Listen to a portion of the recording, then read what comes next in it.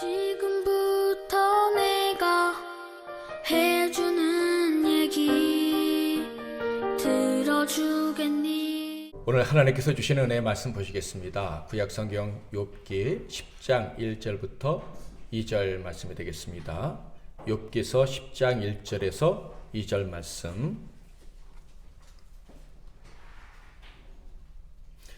우리 같이 읽겠습니다. 영상을 참조하실 분들은 참조하시면 되겠습니다. 시작. 내 영혼이 살기에 곤비하니 내 불평을 토로하고 내 마음이 괴로운 대로 말하리라. 내가 하나님께 아뢰오리니 나를 정죄하지 마시옵고 무슨 까닭으로 나와 더불어 변론하시는지 내게 알게 하옵소서. 아멘. 오늘은 고난 중에 올리는 질문, 고난 중에 올리는 질문이란 제목으로 하나님 말씀을 상고하겠습니다. 근본의 욥기서 강해를 시작하고 그 말씀들을 묵상해 가면서 저와 여러분은 많은 생각들, 질문들을 전보다 좀 더 깊이 할 수 있지 않았을까 하는 생각이 듭니다. 나에게 찾아온 고난은 또 고통은 물론이거니와 특별히 이웃, 사랑하는 성도들이 당하는 고난과 고통을 좀 더 깊이 생각하게 되었을 것이다 라고 생각합니다. 인생이라는 것이 고난과 고통과 함께 살아가야 하는데 바로 그 점에 대해서도 또 깊이 생각하게 되었을 것이고 그 과정에서 우리는 정말 고통에서 건지시는 하나님을 좀 더 깊이 체험하고 있다고 생각을 합니다. 또 이런 질문들도 할 수 있을 것 같아요. 내가 지금 당하는 고난은 어떤 것들이고 그것들은 어떤 의미가 있는 것일까? 또 이런 고통을 당했을 때 우리는 어떤 선택을 해야지만 바른 대처를 했다고 할 수가 있을까? 또 하나님께서 우리가 고난을 대처하고 있는 이 모습을 보시면서 야, 너 참 그 고난을 잘 대처하고 있구나 하실까? 아니면 너 참 어리석은 방법을 택해서 가고 있구나 라고 하실까? 아니면 아무것도 하지 않고 낙심한 채, 자포자기한 채, 희망 없이, 기대 없이 주저앉아서 되는 대로 살고 있구나 라고 하실까? 이런 질문들을 해보게 됩니다. 당연히 고난과 그 크기에 따라서 고난의 내용과 그 정도에 따라서 대처하는 방식도 다 틀리겠죠. 그런데 이게 참 어려운 것이 똑같은 고난이라도 당하는 사람 입장에서는 그 고난의 크기가 다 틀리게 느껴진다라는 것입니다. 예를 들어서 두 사람이 똑같이 함께 회사에서 상사에게 모욕적인 말을 들었다고 합시다.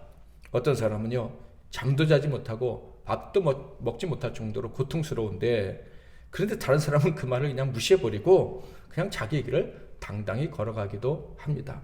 그러니까 똑같은 어려움이 찾아왔는데 대처하는 방식이 완전히 달라요. 왜냐하면 느끼는 이 고통의 크기가 다르기 때문에. 여기서 같은 고난을 당했음에도 불구하고 느끼는 정도가 다를 수 있다는 것을 우리가 잊지 말아야 합니다. 야, 나는 그거 그렇게 쉽게 이겼는데 너는 왜 못 이기냐? 이런 말이 통하지 않는다는 거예요. 우리 군대 갔다 오신 분은 알죠? 어느 부대가 제일 힘듭니까? 내가 있었던 부대가 제일 힘들잖아요. 사람은 다 자기 고통을 제일 크게 느끼는 거예요. 그러니까 해병대하고 우리 목사님은 특전사 나왔는데 특전사하고 일반 죄송하지만 상근 예비역하고 같겠습니까? 그래도 상근 예비역이라도 이제 나는 진짜 힘들 때 갔다 왔다고 다 그렇게 얘기를 일반적으로 하더라고요. 왜 이렇게 다르냐 하면요, 자라온 배경도 틀리고 성격도 틀리고 신앙의 깊이도 틀리기 때문에 그래요. 이런 것들이 한 사람의 자존감을 형성하게 되는데 이 자란 과정에서 이게 다 틀리니까 어떤 충격이 딱 왔을 때 그것을 대하는 내 태도 자체가 벌써 다 틀린 거예요. 그러니 당연히 대처하는 방식도 다 틀리겠죠. 욥기를 묵상하면서 그 많은 사람들 중에서 왜 이 엄청난 고난의 주인공은 욥이어야 했을까? 이런 생각을 해봤습니다. 일단 이 사람은요, 그 시대의 의인이고 하나님께 가장 복받은 사람이라고 했습니다. 사실 성경을 정확히 보면 그 동방에 있는 모든 사람들 중에 가장 훌륭하다 그랬으니까 진짜 인정을 받은 사람이라는 것을 알 수가 있어요. 그는요, 넘어지는 사람, 손이 딱 늘어져서 아무것도 못하는 사람, 마음이 어려운 사람들을 훈계하고 격려해서 세워주는 사람이었다. 엘리바스, 욥의 친구 엘리바스가 4장 3절 4절에서 그렇게 인정을 해줬어요. 다른 나라에서 살고 있던 사람이 와갖고 말이죠. 그러므로 제 생각에 이 욥은요, 보통 사람들이 당하는 고난과는 좀 떨어져서 살지 않았을까라는 생각이 들어요. 그 당시에 얼마나 사람들이 살기가 어렵겠어요. 예? 고대시대. 예. 근데 보통 사람들이 당하는 고난과 욥은 좀 거리가 떨어져 있었을 것이다. 충분히 그렇게 생각할 수가 있어요.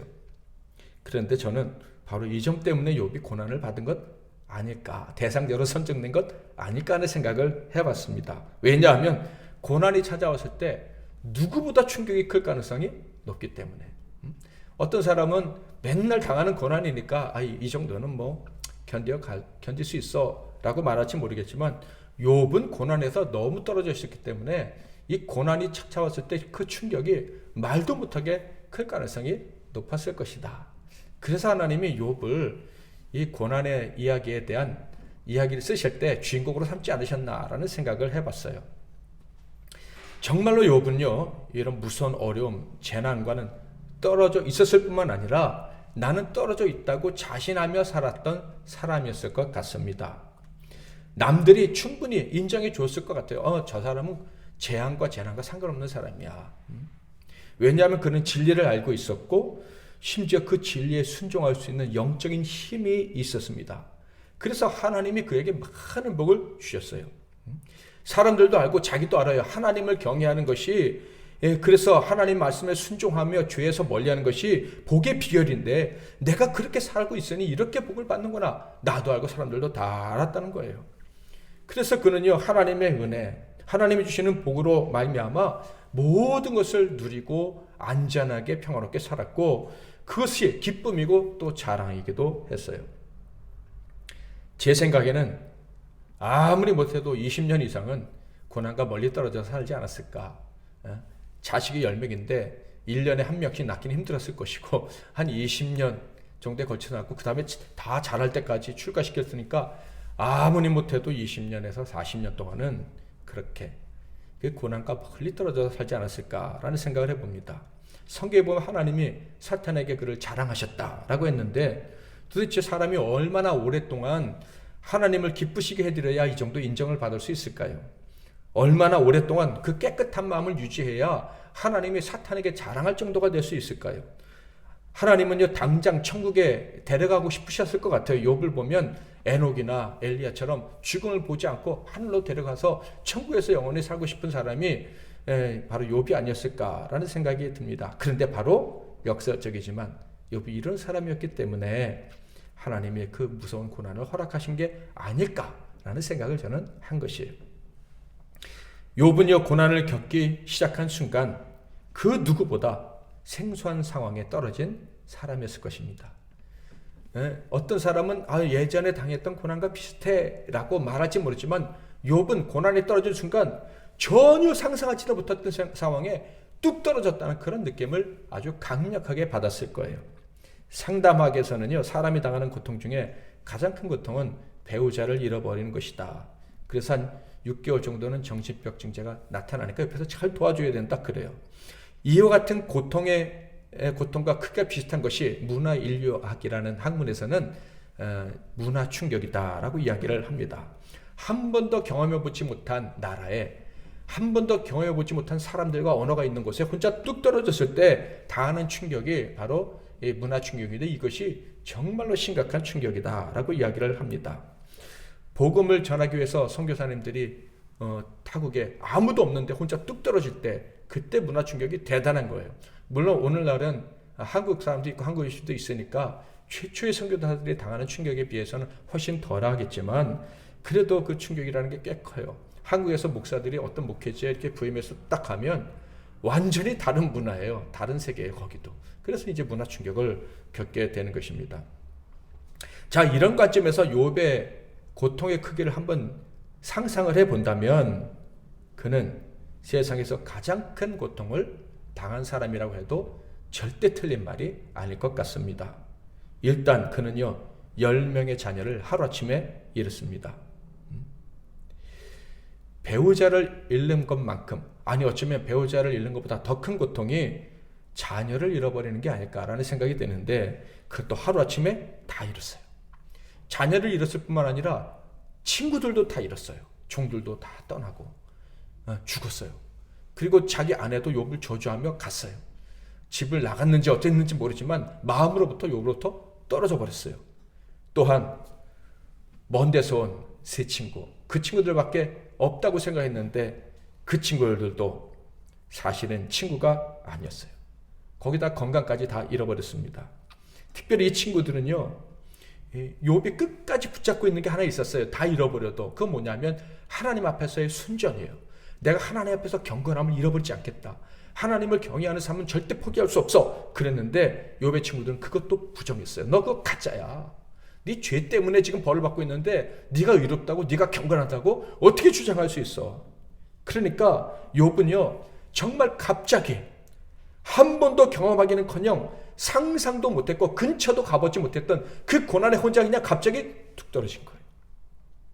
정말로 의인에게는 어울리지 않는 고난, 아니 고난이 아니라 완전히 파멸, 그 상황에 욥이 떨어졌다 하는 거예요. 게다가 죽을 것 같은데, 죽었으면 좋겠는데 죽지도 않는, 그리고 생명이 그냥 연장되는, 희망 없이 연장되는 이런 기가 막힌 고난을 당했습니다.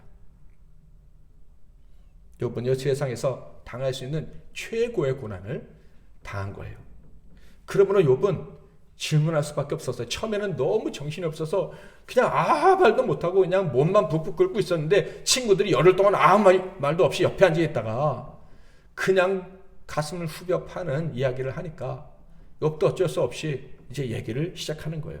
그 얘기라도 하지 않으면 더 진짜 나쁜 사람이 되는 것 같아서 얘기를 시작을 했어요. 그러면서 이제 질문이 생긴 거예요. 내가 왜 이런 고난을 당해야 되지? 그런데 세상에는요, 그 질문에 답할 사람이 없어요. 아니, 들어줄 사람도 없죠.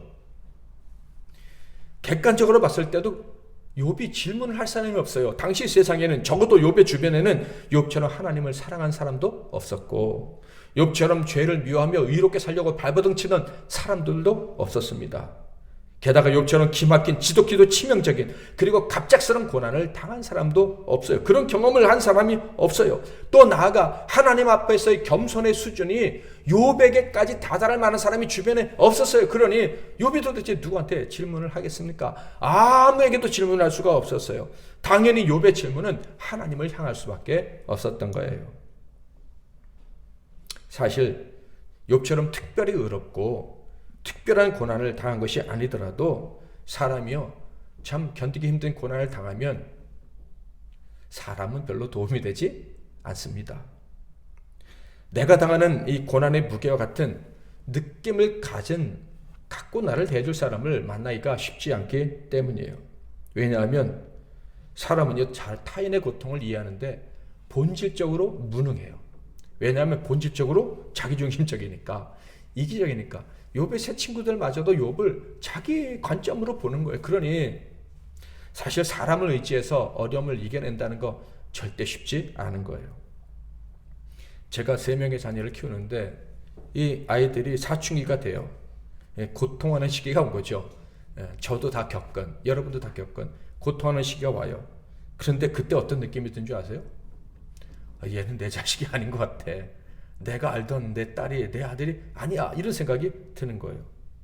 그래서 방법은 딱 하나밖에 없어요. 하나님, 마음이 통할 수 있게 도와주세요. 좀 대화할 수 있게 도와주세요. 기도하는 거예요. 같이 살아가는 가족들도요, 마음이 통하기가 쉽지가 않습니다.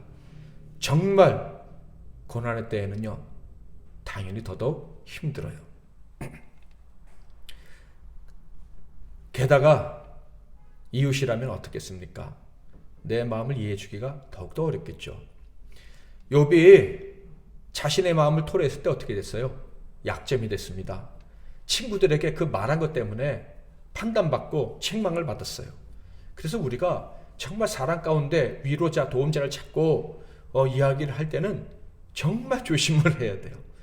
그래서 이 사람에게 위로를 받고 싶어서 얘기를 했는데 오히려 위로보다는 오해를 당하고 괜히 말했다고 후회할 수밖에 없는 약점을 잡힌 듯한 그런 경우가 참 많습니다. 그래서 견딜 수 없는 고난에 대해 특별히 수치심이 막 밀려올 때가 있어요. 이 고난이 너무 큰데 너무 부끄러운 거야. 이럴 때는요, 하나님께만 질문하는 것이 좋습니다. 자, 그런데 여기에도 문제는 있어요. 하나님께 질문해도 하나님이 대답하지 않으실 때가 많다는 것입니다. 성경을 읽고 기도를 하고 설교를 들어도 그 고난의 때 하나님의 뜻이 도대체 무엇인지 알 수 없을 때가 있는 거예요.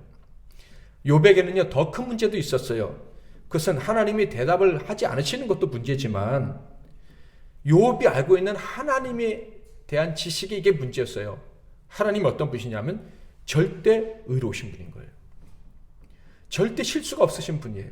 그런데 질문하려고 하니까 그 자체가 뭐예요? 하나님이 틀리셨다는 말이 되잖아요.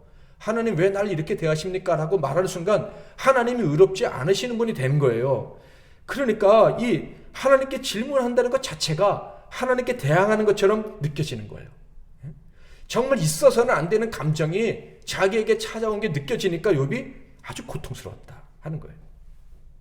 말을 하면 할수록 자기의 의를 드러내려고 나는 억울하다고 말을 하면 할수록 하나님의 의로우심을 부정하는 꼴이 되는 거예요.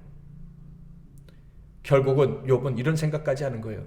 내가 말하다 보니까 하나님을 재판장으로 모셔드렸구나. 감히 하나님을 재판장으로 불러서 하나님, 나와 당신 중에 누가 옳은지 한번 해봅시다.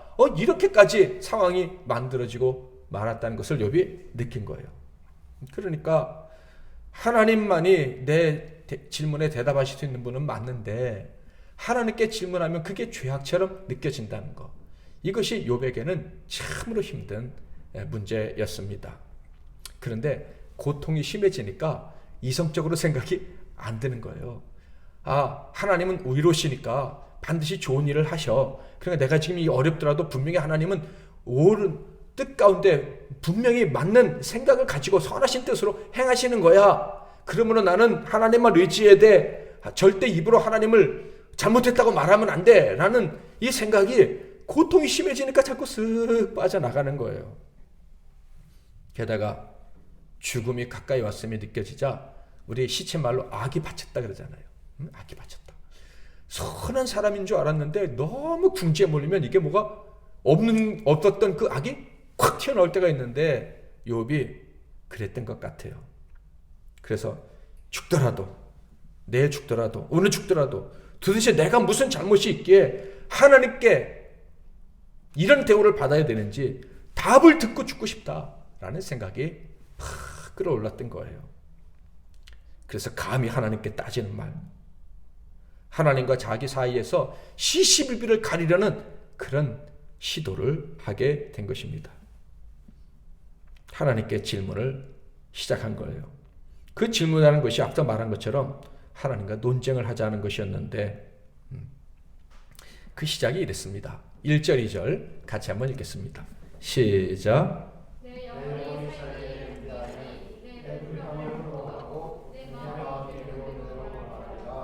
내가 하나님께 아뢰오리니 나를 정죄하지 마시옵고 무슨 까닭으로 나와 더불어 변론하시는지 내게 알게 하옵소서. 여러분, 이 말을 하는 욥의 심정이 어땠을 것 같아요? 제가 그냥 상상해 봤어요. 하나님, 저의 진심은요 그저 하나님께 순종하며 살아가는 거였어요. 하나님께 질문하고 감히 대답을 요구하는 그런 사람 되고 싶지 않았습니다. 저는 하나님께 질문을 향할 자격도 없는 사람이라는 것을 너무 잘 알기 때문에 내가 하나님께 질문하리란 그런 날이 올 것이라는 것은 상상도 못했어요. 그러나 하나님께서 제게 이렇게 이해할 수 없는 고통을 주시니 차라리 사는 것보다 죽음을 기다리는 사람이 되고 나니 겁도 없이 진심으로 하나님을 두려워하면서도 감히 하나님과 논쟁하겠다고 나서게 됩니다.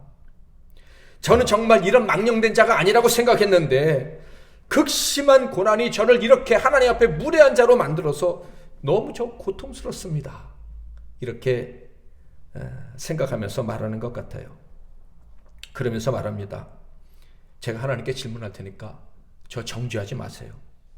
하나님이 저 두렵게 하시면 그냥 질문하려고 하는 중에 막 정죄해버리셔서 제가 공포에 질려버리면 저 억울하다는 이 내 마음에 있는 얘기도 못하고 그냥 죽을 것 같으니까 조금 기다려주세요.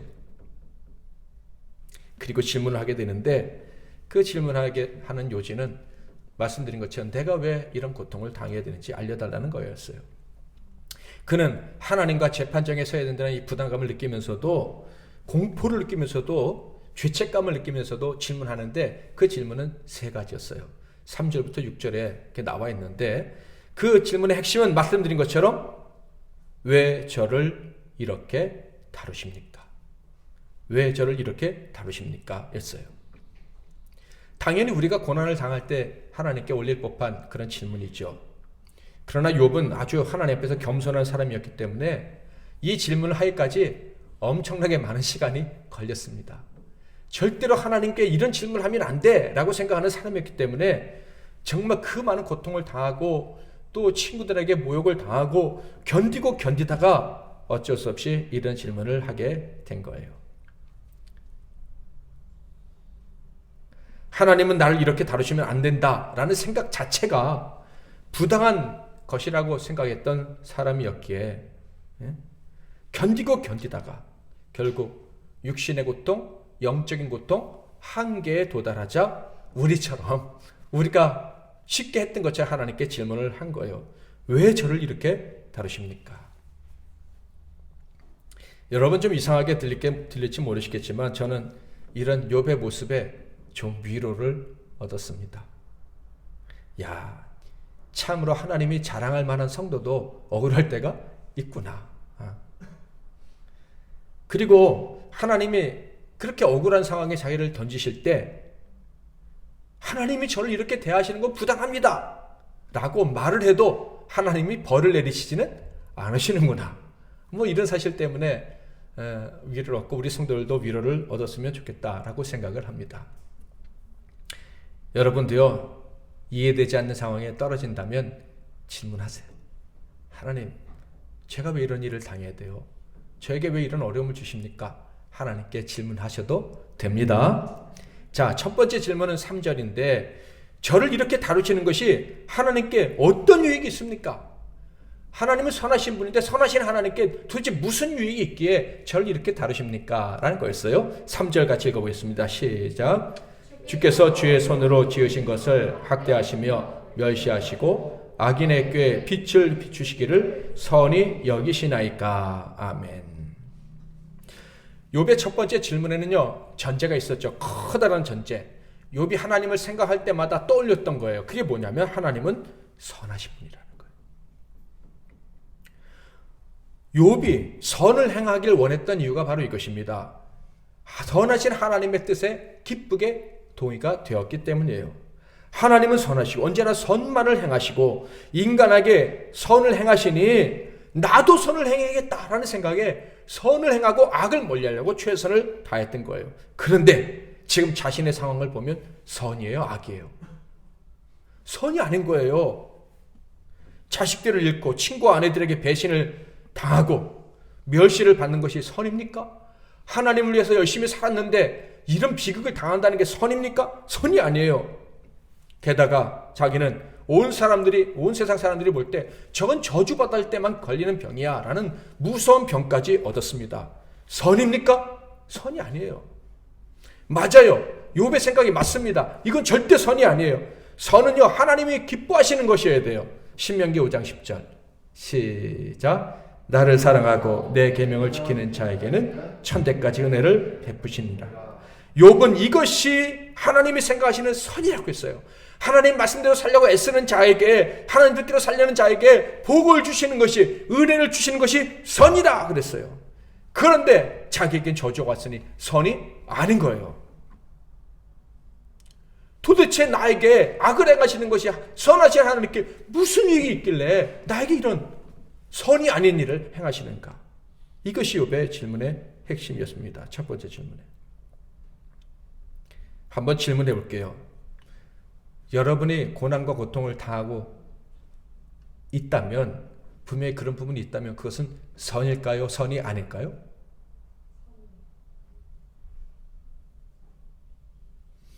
우리 집사님 너무 착하셔가지고 선이 아닙니다. 좋은 게 아니에요.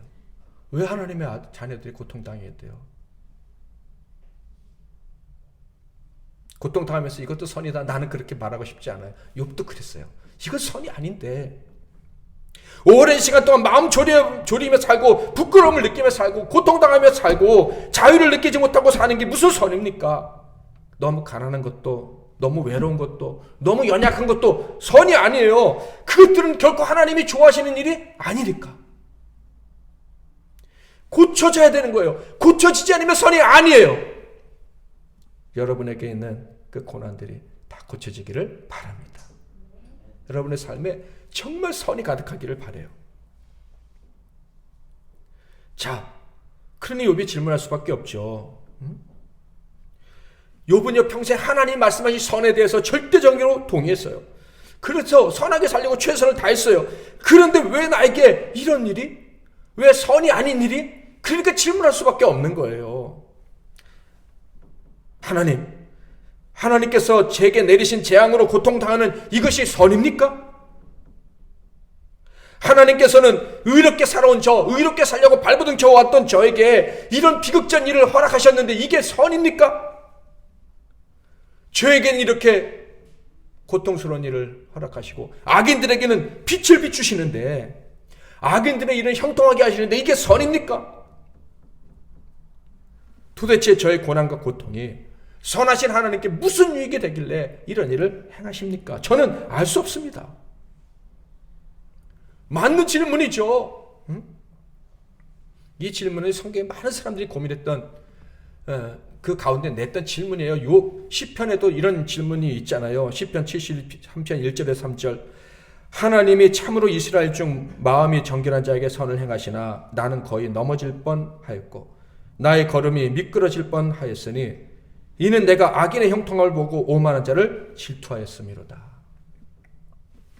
욥은 하나님이 만물을 창조하신 창조주시며 자신을 포함한 만물은 하나님의 피조물이라고 알고 있었어요. 더 나아가 하나님이 만드신 피조물은 다 좋아하신다, 그 사실도 알고 있었어요. 그러니까 하나님이 만드신 피조물은 선하다, 그렇게 여기신다고 믿었어요.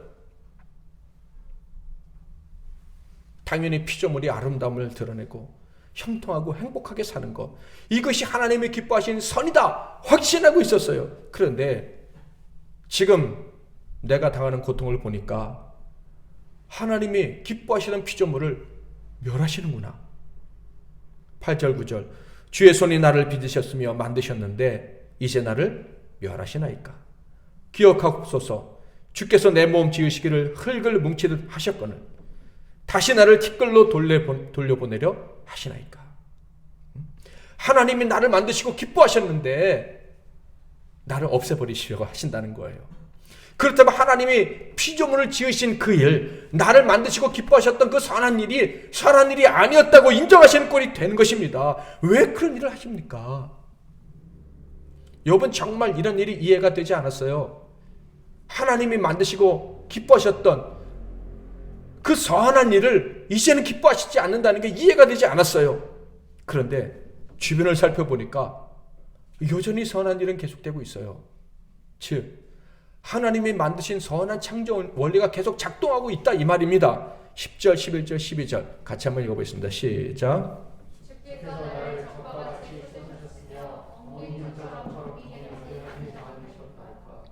피부와 살을 내게 입히시며 뼈와 힘줄로 나를 엮으시고 생명과 은혜를 내게 주시고 나를 보살핌으로 내 영을 지켜나이다. 보니까 젖은 엉겨서 요구르트도 되고 버터도 되고 치즈도 되지 않습니까? 하나님이 만드신 그 원리에 따라서 작동되고 있는 것이 욥의 눈에 보인 거예요. 선한 역사, 사람을 살리시게 하는 그 역사, 하나님이 정하신 그 원리가 작동되고 있어요. 여전히 세계에는요. 그런데 그 법칙이, 그 선하신 법칙이 자기에게는 적용되지 않는 거예요. 세상은 여전히 순리로 돌아가는 것 같은데 자기에게만 특별히 완전히 영린 거예요. 뼈, 피부, 살, 힘줄, 그리고 은혜, 생명 보호해 주시는 것. 이것이 하나님께로부터 다 내게 온 선. 그래서 내가 지금까지 살아왔어요. 그런데 갑자기 하나님이 나를 위해서 만드신 법칙인 줄 알았던 그 선한 법칙이 다 깨져버린 거예요. 도대체 왜 깨졌는지 알 수가 없어요. 친구들은 네 죄라 그러는데 나는 하나님 앞에 선하게 살려고 발버둥 쳤거든요. 누구보다. 만약에 내가 죄 때문에 벌을 받아야 되면 다른 친 사람들은 더 많이 벌을 받아야 될 거예요. 이게 교만한 생각인지는 모르지만 정말 그런 거예요.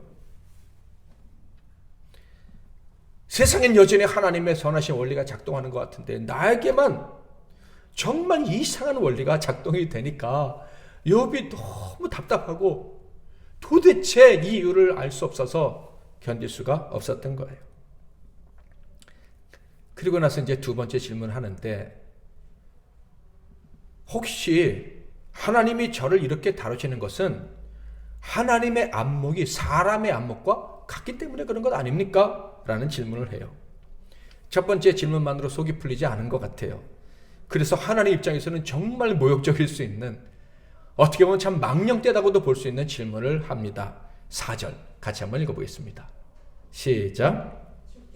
육신의 눈이 있나이까? 주께서 사람처럼 보시나이까? 하나님은 하나님의 안목이 있으셔요. 그런데 자기를 다루시는 거 보니까 하나님이 육신의 눈도 가지고 계신 것 같아요. 하나님의 안목이 없다는 얘기가 아니라 육신의 눈도 가지고 계시다는 생각이 드는 거예요. 육신의 눈이란 뭡니까? 한마디로 말해서 근시안적인 관점을 말해요. 당장 보이는 건 내게 이익이 되는 것에 따라서 판단하고 행동하는 거죠. 당장 자신의 이익 때문에 상황을 더 크고 넓게 볼 능력이 매우 부족한 것이 바로 사람들의 일반적인 안목입니다. 육신의 눈인 거예요. 그래서 육신의 눈을 가진 자들은 타인의 실수를 잘 발견하고 조그만 거 발견하면 그냥 비난하고 넘어뜨리기를 서슴지 않습니다. 그것이 특별히 자기에게 이익이 될 때는. 아담과 하와 사건에서도 알 수 있고요. 그리고 무엇보다 예수님의 삶을 통해서도 확인할 수 있어요. 이 육신의 눈을 가진 사람은 과거에 받았던 은혜도 금방 까먹어요. 그냥 하나님이 주시는 은혜가 얼마나 컸습니까? 그런데 선악과 먹고 조금 유혹감을 던지자 그냥 확 잡아버리잖아요. 예수님이 병 고쳐주시고 살려주시는 은혜가 얼마나 큽니까? 그런데 자기에게 불리해버리니까 싹 돌려버리고 그냥 근시안적으로 자기에게 자기의 이익 따라서 가버리지 않습니까? 결국 나중에는 다 후회하게 되죠. 결국 후회할 선택을 하게 되는 그것이 육신의 눈인데 욥은 하나님도 그런 눈을 가지고 계신 것 아니냐고. 하나님 정말 나의 조그만 것을 보시고 판단하신 것 아니냐고. 하나님 정말 하나님 후회하시는 분이 아닌데 왜 후회하실 것 같은 행동을 하시냐고. 말이 안 되는 말이지만 너무 답답하니까 욥이 하나님께 이런 질문을 한 것입니다. 평생 하나님 앞에서 의롭게 살려는 모습은 생각지 않으시고 조그만 죄를 보시고 죽이려고 하는 그 하나님께 대해서 너무 답답해서 질문을 한 거예요. 7절 주께서는 내가 악하지 않은 줄을 아시나이다. 주의 손에서 나를 벗어나게 할 자도 없나이다. 다 아시면서 도대체 어떤 시각을 가지고 저를 보셨기에 저를 이렇게 던지십니까? 너무 억울했던 거죠. 그리고 마지막으로 세 번째 질문을 하는데 어차피 저에게 주어진 인생이라는 시간은 너무 짧은데 하나님 너무 급하게 일하시는 건 아닙니까? 라면서 질문합니다. 자, 5절 6절 읽겠습니다. 시작. 주의 날이 어찌 사람의 날과 같으며 주의 해가 어찌 인생의 해와 같기로 나의 허물을 찾으시며 나의 죄를 들추어 내시나이까. 욥은 자신의 인생이 얼마 남지 않았다는 것 알고 있어요. 느낄 수 있었죠. 자신에게 찾아온 질병은요, 사실 오늘 죽는다 해도 오늘 잠들었다가 내일 깨어나지 못한다고 해도 전혀 이상하지 않은 무섭고 또 더러운 병이었어요. 이 온몸에 종기가 있으니까 기력이 쇠해서 그냥 뭐 먹을 힘도 없잖아요. 게다가 언제 그 다른 병균이 스며들어가지고 몸에 스며들어서 부작용을 일으켜서 급사하게 만들지 모르는 그런 병이었어요. 인생은 짧습니다. 그런데 그 중에서 욥의 인생은, 남은 인생은 더더욱 짧았어요. 그런데 그에 비해서 하나님은 영원한 분이지 않습니까? 영원하신 분이 그 짧게 왔다가 가는 인생에게 그 허물이 있다고, 그전에는 발견하지 못하셔서 그러셨는지 모르지만은, 좀 짧은 인생 그냥 불쌍히 여기시는 것 같다가, 어떻게 내 허물을 발견하셨는지 모르지만 갑자기 그거 발견했다고 그냥 대놓고 그냥 즉각 공격을 하십니까? 내 죄를 들춰내십니까? 라는 말은 취조하신다는 뜻이에요. 하나님이 성급하게 처벌하시려고 아주 급하게 취조하신다, 이런 얘기예요. 욥은 하나님의 이런 방식을 결코 이해할 수가 없었어요. 어차피 인간은 약하고요, 하나님처럼 온전한 존재가 되기 위해서는 시간이 너무 짧다는 것 알고 있었습니다. 이 짧은 인생 사는 동안 하나님 앞에서 온전해진다는 거, 불가능하다는 거 하나님도 아시면서 왜 내 허물을 찾아가지고 그 공격을 하십니까? 게다가 저에게 마지막 이 순간에 마지막 남은 세 친구가 있는데 하나님 보내신 그 친구들도 적군처럼 나를 막 공격해댑니다. 나를 취조합니다. 이게 도대체 무슨 일입니까? 16절 17절 내가 머리를 높이 들면 주께서 젊은 사자처럼 나를 사냥하시며 내게 주의 놀라움을 다시 나타내시나이다. 주께서 자주자주 증거하는 자를 바꾸어 나를 치시며 나를 향하여 진노를 더하시니 군대가 번갈아서 치는 것 같으니이다. 그러니까 친구들이 욥을 공격할 때마다 막 군대가 자기를 치는 것처럼 느꼈던 것 같습니다. 저는 짧은 인생 거의 전부를 하나님 뜻에 합당하게 살려고 죄를 멀리했습니다.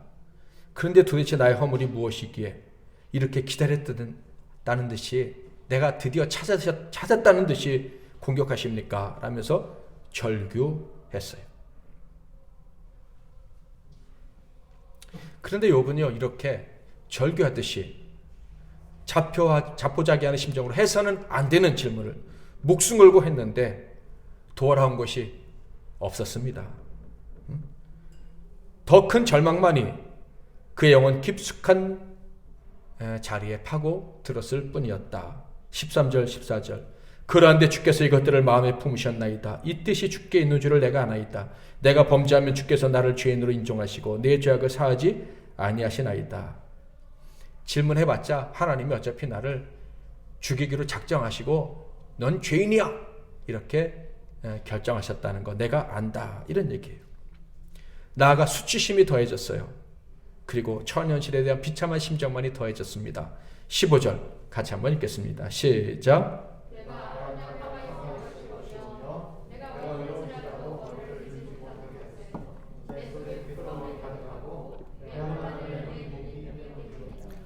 그래서요, 이 질문의 끝은요, 결국 비참한 애걸이었어요. 하나님 누가 옳은지 한번 해봅시다 라고 나름 죽어가는 사람이 마지막 힘을 내서 거의 광기에 가까운 용기랄까요?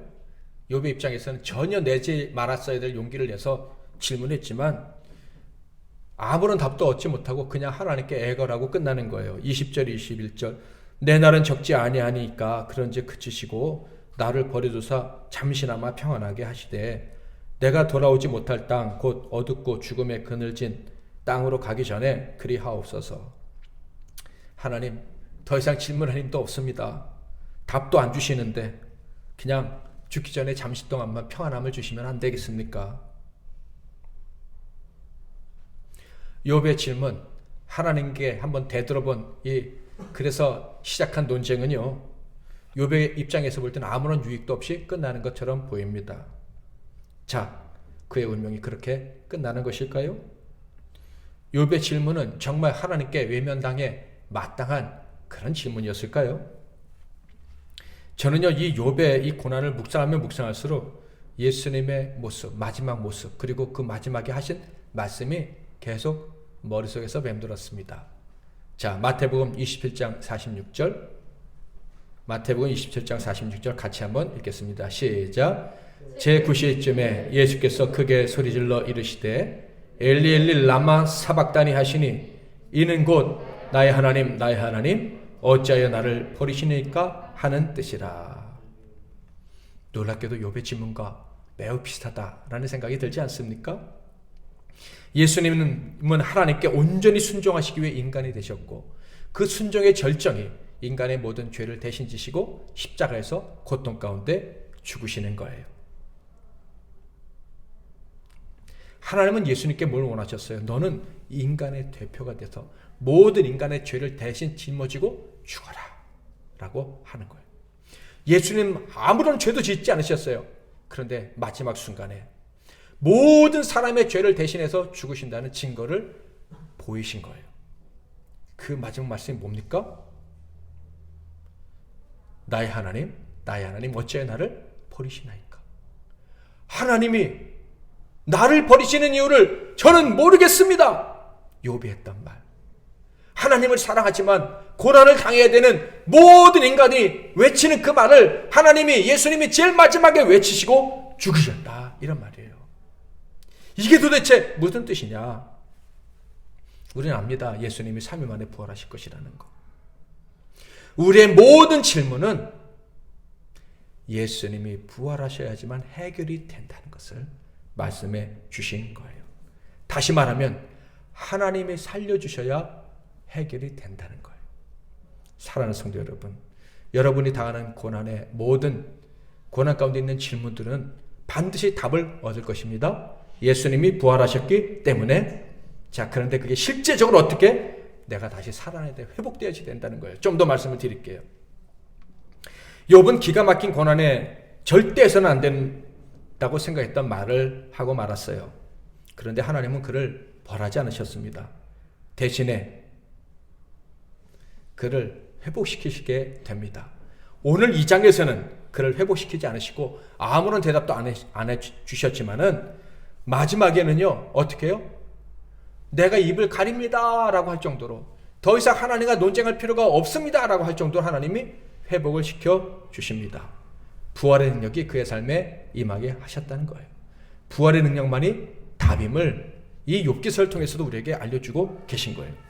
사랑하는 성도 여러분, 우리는 오늘 말씀을 통해서 무지한 우리 인간은 아무리 내가 경건한 사람이라고 주장할 수 있다고 해도 상상하지 못하는 고난을 당하게 된다면 하나님께 질문하지 않을 수 없다는 것, 하나님께 따지고 싶어진다는 것 인정했으면 좋겠습니다. 이 사실이 이렇게 딱 들통이 나니까 좀 얼굴이 화끈거려질 수도 있겠지만 한편으로는 안심이 됩니다. 하나님께 따져보신 적 있으십니까? 네.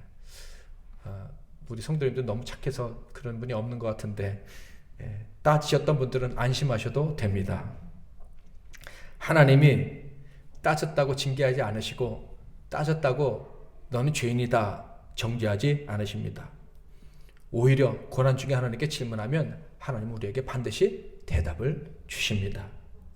예수의 보혈의 공로, 그 능력으로 하나님의 자녀가 되고 욥처럼 이미 의롭다고 하나님께 인정을 받은 사람이라면 반드시 응답을 얻게 됩니다. 부활의 능력이 나와 함께한다라는 것을 경험하게 된다는 거예요. 자, 아까 잠깐 접고 넘어갔던 얘기, 이제 중요한 얘기 합니다. 부활의 능력이라는 게 어떤 것이냐? 우리가 질문했을 때 부활의 능력이 우리에게 나타나야지 우리가 회복될 수 있다, 정말 질문하지 않아도 되는 그 정도로 회복될 수 있다라고 말했는데, 그 회복이 도대체 어떤 것이냐?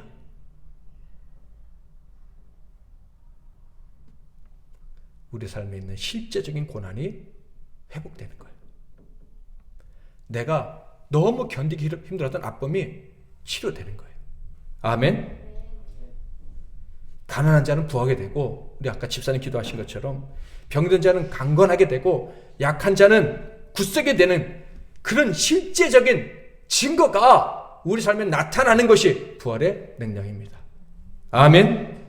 가슴 졸이면서 두려워 떨던 이 삶의 모든 순간들이 갑자기 싹 사라져 버리고 더 이상 그 문제로 고통하지 않고 가슴 졸이지 않고 기뻐하며 감사하며 살게 하는 게 부활의 능력이 우리 삶에 나타난 증거다 하는 거예요. 아멘.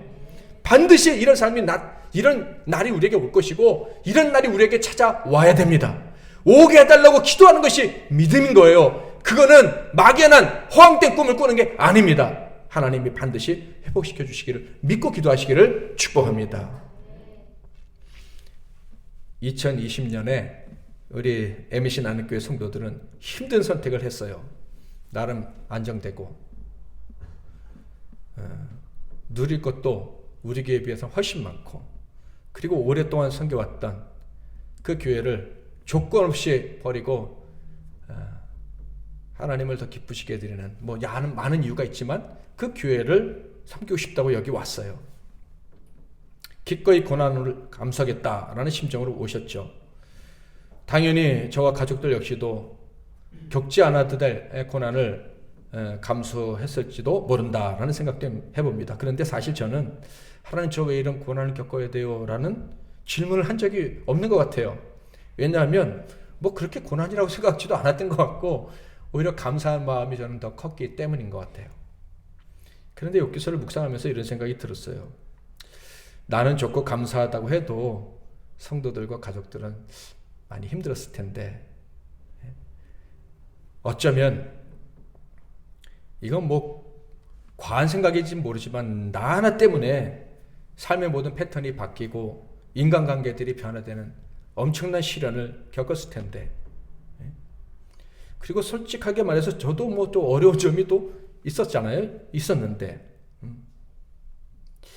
만약에 그 고난을 감수하면서 여기까지 온 것이 주님 뜻대로 살기 위해서 발버둥 치다 받은 고난이라면, 그 이유를 우리가 질문하든 왜 이런 고난을 당해야 됩니까? 라고 질문하지 않든 하나님은 우리에게 반드시 놀라운 회복을 허락해 주셔야 된다 라는 생각이 듭니다. 부활의 능력이 얼마나 큰지, 고난 속에 들어간 사람들을 하나님이 그 고난에서 건져주시는 그 은혜가 얼마나 강력하게 역사하는지 우리 교회가 보여주지 않으면 누가 보여주겠는가 하는, 감히 그런 생각이 들었다 하는 거예요. 사랑하는 성도 여러분, 저와 여러분이 바르게 살고 싶다면, 하나님 뜻대로 살고 싶어서 애를 쓴다면, 더 나아가 우리를 의롭다 하신, 너는 의롭게 살 수 있어 하신 그 예수님 안에 우리가 들어가 있다면, 예수님이 부활하신 것처럼 우리는 언제나 부활의 능력을 힘입고 살 수 있다는 것을 믿는다면, 하나님은 반드시 증거를 주실 것입니다. 어떤 증거? 여러분이 당하고 있는 고난이 무엇이든지 간에, 우리 교회가 당하는 어려움이 무엇이든지 간에 반드시 기가 막힌 능력으로 회복되고 다시는 그런 어려운 문제로 고통당하지 않도록 해주시는 그날이 반드시 우리에게 임할 것이다 라는 것을 믿어야 한다는 거예요.